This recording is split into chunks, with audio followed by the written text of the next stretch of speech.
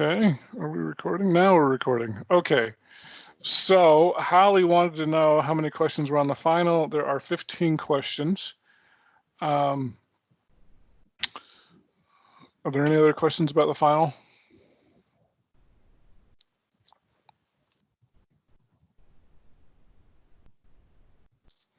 Okay, so as far as today goes, we're going to cover 8.6 today.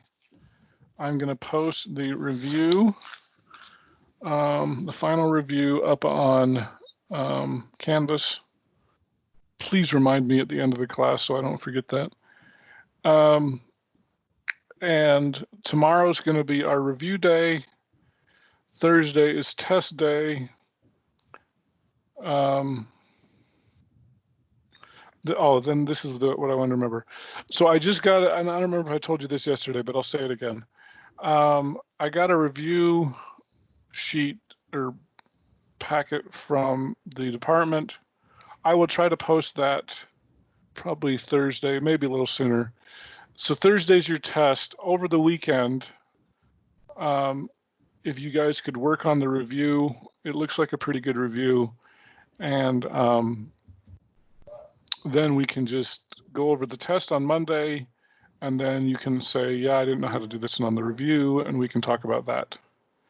And then I'll probably, well, we'll figure out what goes from there, but I'll probably keep doing that. So as far as reviewing for the final exam, I would recommend that you just, the review sheets that I've already posted are really good. So. Are you gonna make a review for the test on Thursday or no? Yeah, that's what I said. Remind me at the end of the class so I don't forget to post that, because I haven't posted it yet, but I will. Okay. If I don't forget. Okay, so I'm planning on it. In fact, maybe I should see, well, no, let's make sure I get through class on time, and then we'll do that. All right, so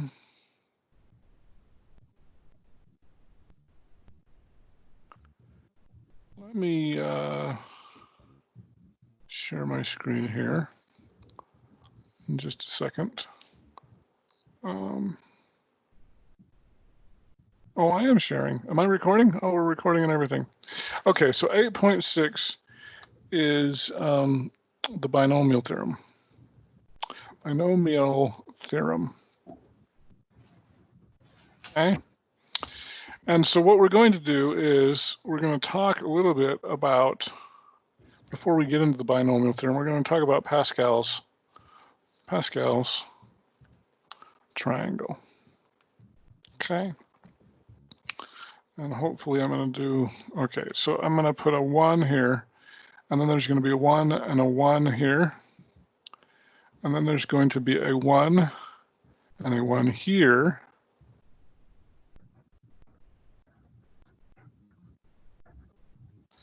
Let me make sure I'm doing this right. I think I am. Yes, okay. Now, if you add 1 plus 1, that equals 2. Okay. Then we're going to put a 1 here and a 1 here. And heck, I'm going to keep going, a 1 and a 1 here. So with Pascal's triangles, you have 1s on the outside, essentially. Now, to get these middle numbers, 1 plus 2 is going to equal 3. And 2 plus 1 is going to equal 3. Okay? Then we get to the next row. We're going to add the 1 and the 3. We're going to get a 4. A 3 and a 3 equals a 6. A 3 and a 1 equals a 4. And we're going to go one more row just for fun. So we'll put 1s on the outside. 1 plus 4 equals 5. 4 plus 6 equals 10. 6 plus 4 equals 10. And 4 plus 1 equals 5. Okay? And Pascal's triangle can just keep going on for rows and rows and rows and rows. And so what you may say is, well, that's kind of interesting, but what's the point of that? So let's say that I have a binomial A plus B quantity squared. Okay. Now you probably already know, or at least you should know, that that equals A squared plus 2AB plus B squared. Okay. And if you didn't notice that, I'm scared. But anyway, so you'll notice that the coefficients for this are the same as this line of Pascal's triangle. 1A squared plus 2AB plus 1B squared. Okay? So it works the same way. And so we can use Pascal's triangle. And if I were going to try to do A plus B to the fourth, okay, then in that case, I'm going to use this line right here, okay? And so what I could do without having to worry about foiling things out, I would know that this would be A to the fourth plus 6A cubed plus, no, it's not 6, I meant 4. 4A cubed. 4A cubed B plus 6A squared B squared plus 4A to the first power, I guess I'll just leave that as A, B to the third power plus B to the fourth power. Okay? So that was pretty nice. I just figured all of that out just based on Pascal's triangle. Now the problem arises is, what if I want to do A plus B to the seventh power? Okay. Well, I can keep doing Pascal's triangle, but it's kind of a pain to keep going really far. So the idea is there a way to figure out what these coefficients are without continuing on with Pascal's triangle? Especially if I got like A plus B to the 20th power, I'm really not going to want to do 20 rows very badly, okay? But we'll leave it as A plus B to the 7th right now. And so that leads to what we would call combinations and factorials. Okay. So if I had, for example, factorials are represented as n with an exclamation point. So for example, if I wanted to do 5 factorial, that would equal 5 times 4 times 3 times 2 times 1, which I can put an equal sign in front of that. So 5 times 4 times 3 times 2 times 1 is 120, okay?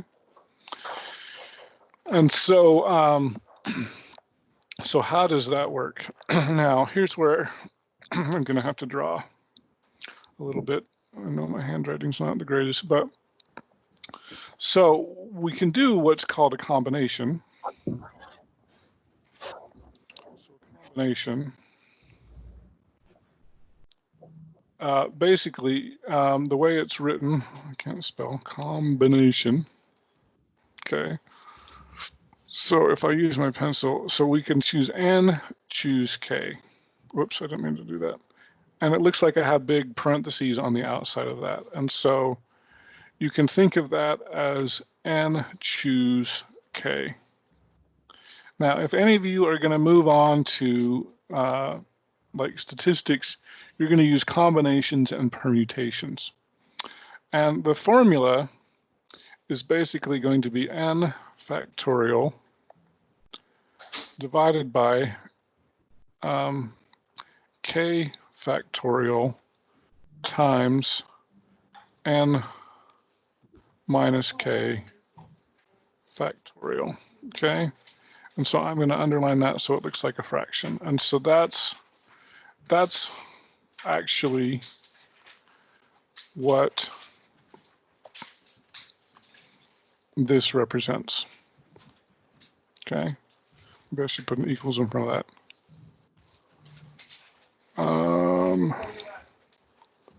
equals, okay? So n choose k is n factorial over k factorial n minus k factorial. They use the letter r. I probably should have used an r. I use k usually, especially because I don't like r. My r's and my n's look too much alike. But anyway, so let's go back to here. So if we're going to, and maybe I will try to, I'm going to put this on a new page.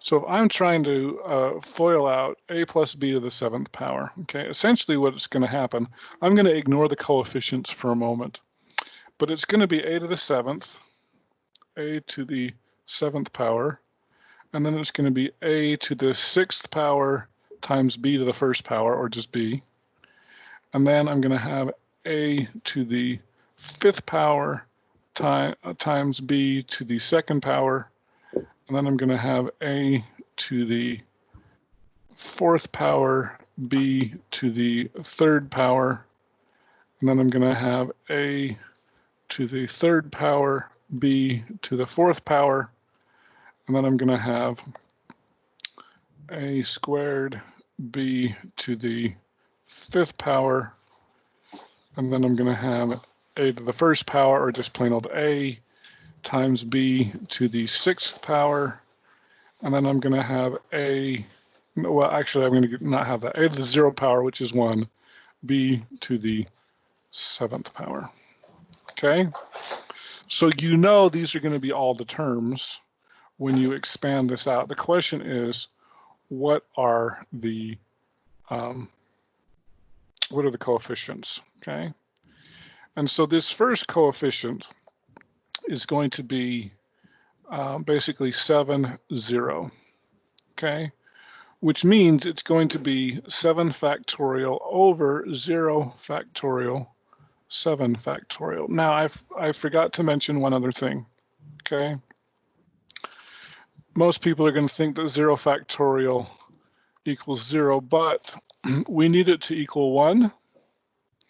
And so by definition, we're going to say that because we need it to equal 1, 0 factorial is always going to be 1, okay?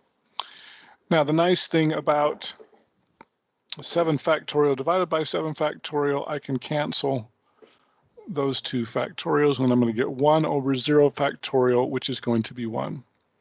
And so as we're doing these, I can't put the parentheses in here, but just pretend there's parentheses in here. So I'm going to have 7 choose 0, and then I'm going to have 7 choose 1, and 7 choose 2, 7 choose 3, 7 choose 4, 7 choose 5, 7 choose 6, and 7 choose 7. Okay? Now, we still need to figure out this. So as I mentioned earlier, this is 7 factorial divided by 0 factorial times 7 factorial. Okay? I'll underline that so it looks like a fraction. Now the two 7 factorials are going to cancel each other out, and I'm going to be left with 1 times a to the 7th power. Okay? So the first term is always easiest because it's basically just a to the 7th power. Okay? Now the second term is going to be 7 factorial divided by 1 factorial times 6 factorial. Okay, 6 factorial. Okay? Now, let's pretend that you forgot your calculator.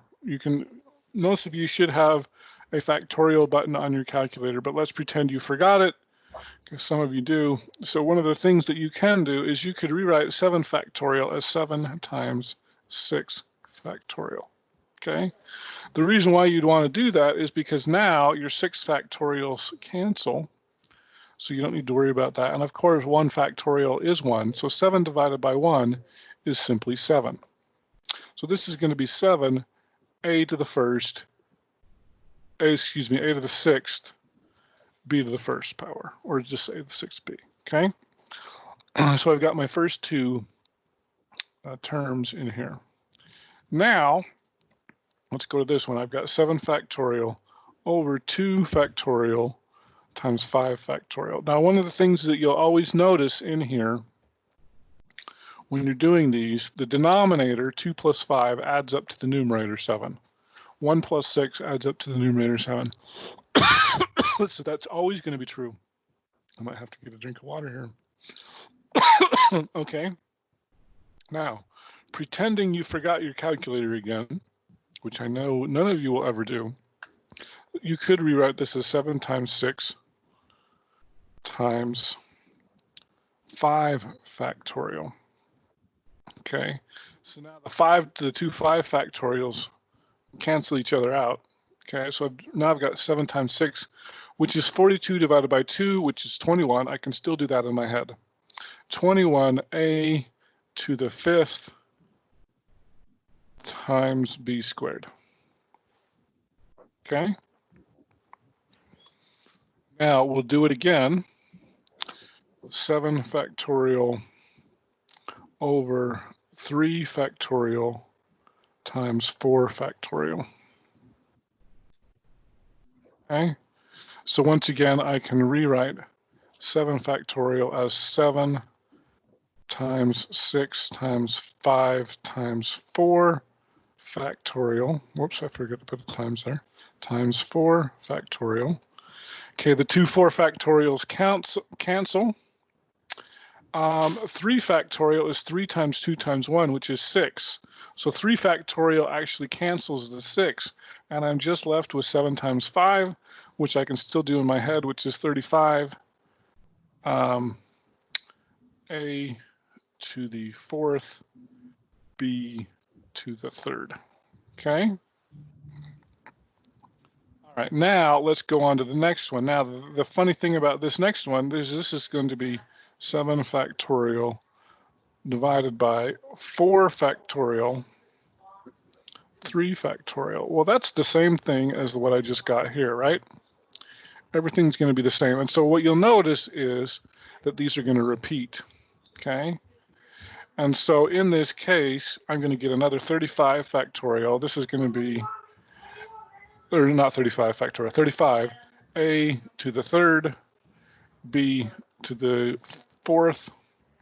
And now you're going to just repeat in reverse order. So as I keep going here, this is going to be 21 times a squared b to the 5th. And then this is going to be 7 times a to the 1st power b to the 6th power. And then 1a, or just plain old a, excuse me, b to the 7th power. The one there if you want. Okay. And so I've just figured out Pascal's triangle without having to write down it every time. So, and I've also FOILed out a plus b to the 7th a lot faster than if I did the long FOIL method. That would suck. And I would probably make a mistake. Okay. Does that make sense?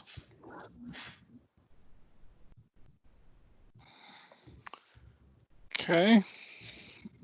So, let's see here.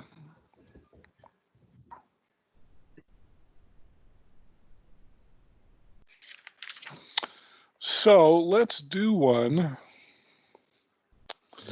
that's a little bit harder. In fact, we won't do the whole thing. Let's say that I wanted to find out 2x plus y, and I want to raise that to the 20th power. So of course, but this time I don't want you to list out all 20 terms. This time I just want you to list out the x to the 5th term.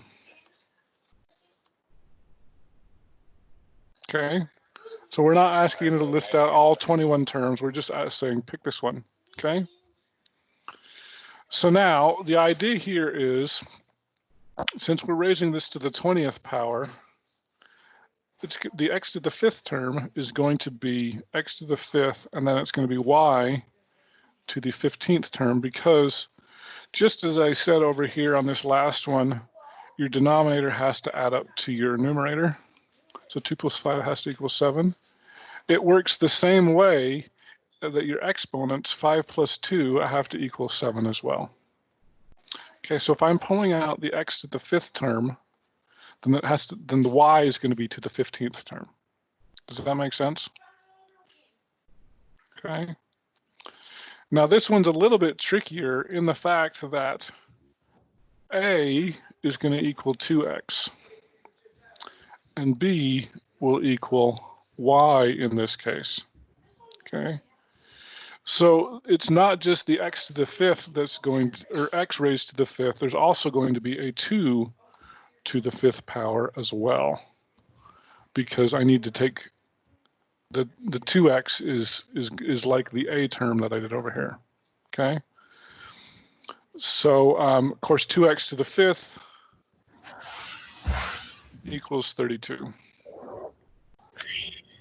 Okay. So as I do this, I know I'm going to have 32x to the 5th, y to the 15th. Okay. But I haven't figured out my coefficient yet, my Pascal's triangle coefficient. Okay. So do you guys know what would be the n choose k in this case?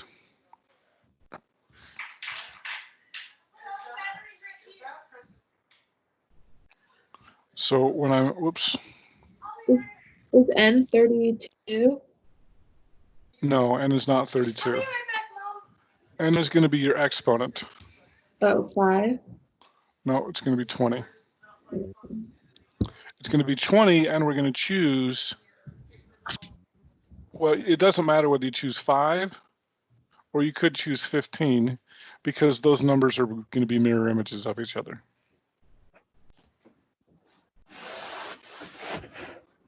Does that make sense? Yeah. Okay. So my coefficient is going to be 20, choose 15 or 5, it doesn't matter, because when I do the combination, it's going to be 20 factorial over 5 factorial, 15 factorial. Okay. And now it's a fraction. Okay. Now pretending I forgot my calculator again, 20 factorial, or 20 times 19 times 18 times 17 times, I'm putting divide, I mean times 18 times 17, I did it again, times 17 times 16 times 15 factorial. Okay, that's nice because it'll knock out my 15 factorial. Okay, those will cancel. And then I'm going to write out 5 times 4 times 3 times 2 times 1. Okay, so this is now a fraction. So the 15s cancel each other. I know that 5 times 4 is 20. So the 5 times 4 cancels the 20. So at this point I'm left with 19 times 18 times 17. I did it again. Times 17 times 16. Okay. And I've got 3 times 2 times 1. Well, 3 times 2 is 6. 6 goes into 18 3 times. So I'm going to be ending up with 19 times 3 times 17 times 16, which if I didn't have a calculator, I could do. But essentially this coefficient is going to be equals 19 times 3 times 17 times 16, which is 15,504. And so your coefficient for the x to the 5th, y to the 15th term is 15,504 times 32, which is 496,128 x to the 5th, y to the 15th. Okay? Piece of cake.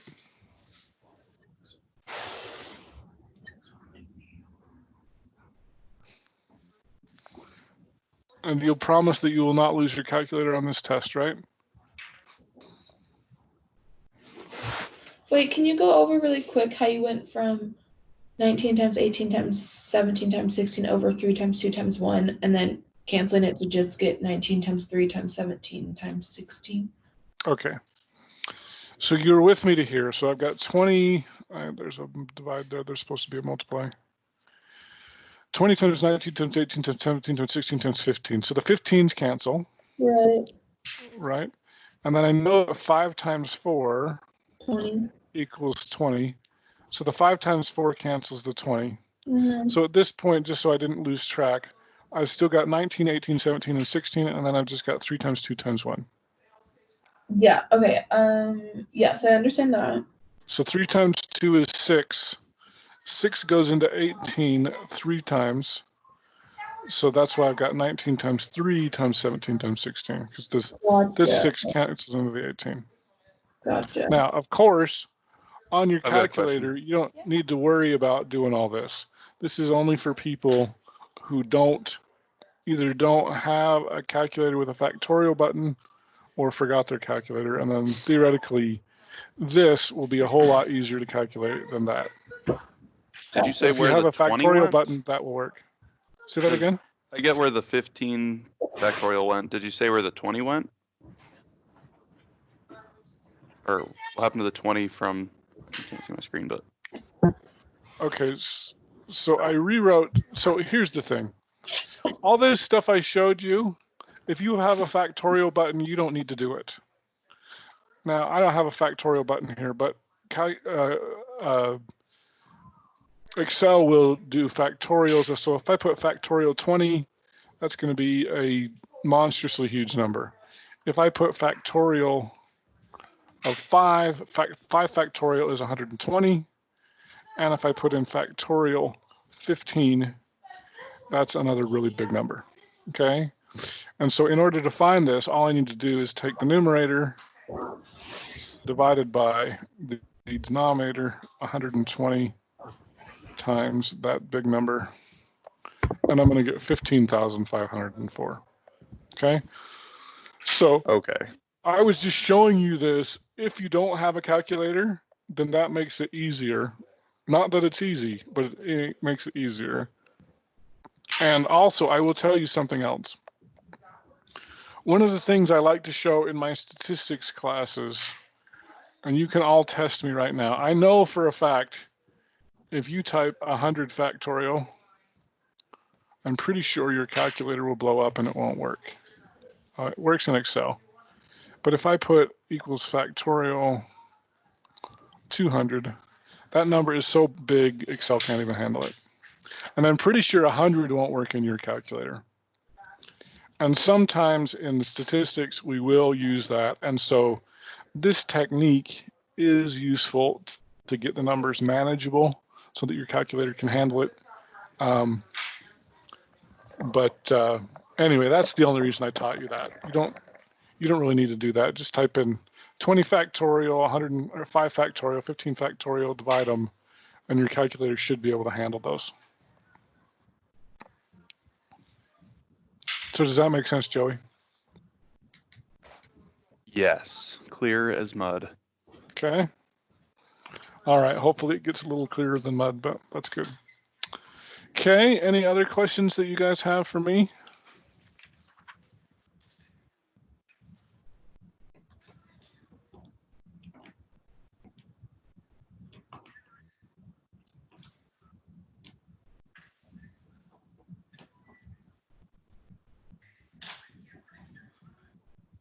Cal, I'm looking at your homework. I was really nice to you on your homework. I didn't give you any real hard ones.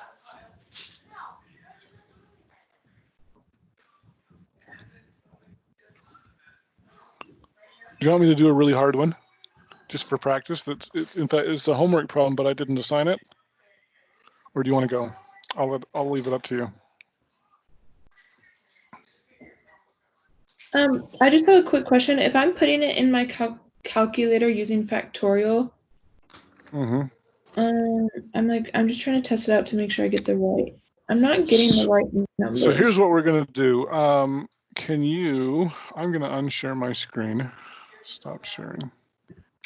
And then, well, actually, Hallie, I think if you turn your camera on, you can show me your calculator, and then I can see what it looks like. I'll plug it in right now. You know what? You've got an illegal calculator. Yeah, I can tell because of it. just testing it out.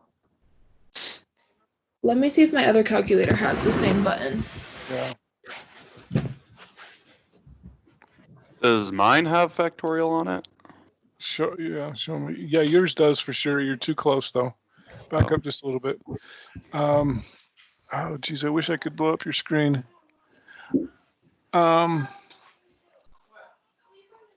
It's too blurry to see. It should say X factorial or X exclamation point or an exclamation point or something. And it might be above the key. Okay. Yeah, I'm But just looking. let me just say this. If you don't know how to do factorials with your calculator, I think you have a TI-30, don't you, Joey? Yeah, TI-30X or something like that. XS. So go to YouTube, say, how do I do factorial with a TI-30XS, and it will show you. Okay. And it will be very clear. Cool. Did you find yours, Hallie? Yeah, I have the same one, so I'll just Google it to see. Yeah, YouTube. YouTube is your friend. YouTube. There are an incredible number of YouTube tutorials on how to use your calculator. It's pretty awesome. So, any other questions that you guys have for me? My son's cleaning the basement. He wants me to know how proud. And so I'm very proud of you, Preston. Good job. It's organized. Good job. Anything else? Do you want me to do a hard one or do you want me to let you go? Will there be a hard one on a test, or is the stuff on the homework pretty much all we have to worry about? Yes. Okay, probably do a hard one then. Let's do a hard one. Okay, so let's do it. Let me share my screen here. Okay, so this is problem number, and I didn't assign this one, but this is problem number 13. Problem 13, which is 2x minus 3y raised to the third power. Oh, this one isn't that bad. You could actually use Pascal's triangle for this. But here's what I would recommend. I would say that your A is going to equal 2x, and your B is going to equal negative 3y. This is good because we threw a negative in there. Many students ask me how to use their calculators. Oh, somebody's got their YouTube thing going. All right, so here's what I would say. Now, just using Pascal's triangle, you're going to have an x to the cube. You're going to have an x, or maybe I should rephrase that one. Since that's your A, let me do it this way. You're going to have 2x cubed, and then you're going to have a 2x squared times your y, well, times a negative 3y to the first power. And then you're going to have your 2x to the first power times your negative 3y squared. And then you're going to have your negative 3y to the third power. Okay. Now, so I just plugged in the a's and the b's. I haven't done the coefficients. Now, the easiest thing to do is to look at Pascal's triangle. And I know, because I've got it memorized, I'm going to have a 1, a 3, and a 1. Now, if you don't have that memorized, and then you can just multiply those together. In fact, this one wasn't as bad as I thought it was going to be. But if you don't have it memorized, it's going to be 3 choose 0, and 3 choose 1, and 3 choose 2, and 3 choose 3. Okay. Now this is going to be 3 factorial divided by 0 factorial times 3 factorial, which is going to equal 1. Okay. Now I've still got the 2 cubed, so that's going to end up being 8x cubed. Okay. Now if I'm using this here, this is going to be 3 factorial over 1 factorial times 2 factorial. Well, that's just going to be 3. 3 times 2 times 1 divided by 2 times 1 is just 3. Now it's going to be 3 times 2 squared. So that's going to be times 4. And then I've got a negative 3y times negative 3. 4 times negative 3. So this is going to end up being negative 36 x squared y. Okay, so I'm going to move this down here so it matches. Well, this is really just 8x cubed. So 8x cubed minus 36y squared. Okay. If we're doing this the hard way, this is going to be 3 factorial divided by 2 factorial, 1 factorial, which once again is 3. Now I've got a 2 times 9, because negative 3 squared is 9, is 18. So 18 times 3 ends up being 54, x times y squared. And then finally, 3 factorial, well, this is 3 factorial divided by 3 factorial, 0 factorial, which is just 1. And then I've got negative 3 squared, which is negative 3 times negative 3 is positive 9 times negative 3 is negative 27. So this is going to be 1 times negative 27, which is negative 27y cubed. Oh, you stinker. Which is that? So your final answer is for the expansion of 2x minus 3y cubed is 8x cubed minus 36x squared y plus 54xy squared minus 27y cubed. Okay.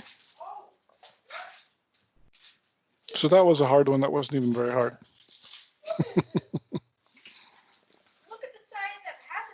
Okay. All right. Any last questions you guys have?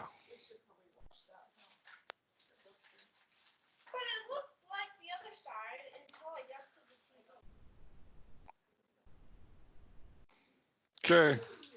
You gonna ace my quiz?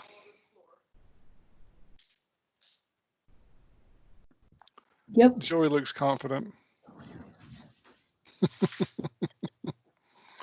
All right, well, I'll let you go. Quiz is going to be on 8.6. Are you excited that this is the last new thing you have to learn and this is all review from here on out? Mm-hmm. Okay. So review will be tomorrow. I'm going to remember. I'm going to try to do that before I even post the quiz. I'm going to post your test review for tomorrow. Your quiz on 8.6 will be due tomorrow. And then you can tomorrow will just basically be a question and answer session. So, sound good? Yes, thank you. All right, thanks. If anybody else is the TI-30 like me, I figured it out. It's this problem button that's like diagonal from the second key. Okay. Oh, probability.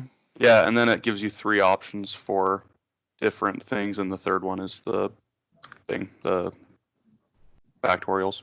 Oh, perfect. Oh. Thank you. Yep. Okay, thanks. Okay. We'll see you.